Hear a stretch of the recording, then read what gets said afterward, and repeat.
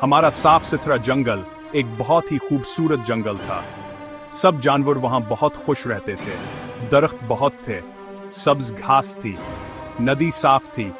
जानवर अपने जंगल को बहुत प्यार करते थे, वो इसे साफ रखते थे। शेर खान जंगल का बादशाह था। वो रोज सबको सफाई का काम देता था। हाथी पत्ते साफ करता था, बंदर शाखें ठीक करता था, लोमड़ी गंदगी छिपाता था। एक दिन जंगल में गंदगी फैली हुई थी। सब जानवर हैरान थे, ये गंदगी कहां से आई? शेर खान ने सबको सफाई का हुक्म दिया।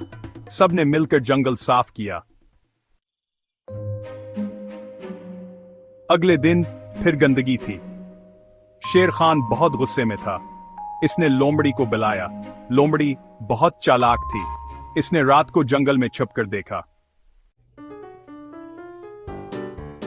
लोमड़ी ने देखा कि दूसरे जंगल के जानवर आकर गंदगी फेंक रहे थे। शेर खान ने दूसरे जंगल के जानवरों को सबक सिखाया। उन्होंने सफाई की अहमियत सीखी।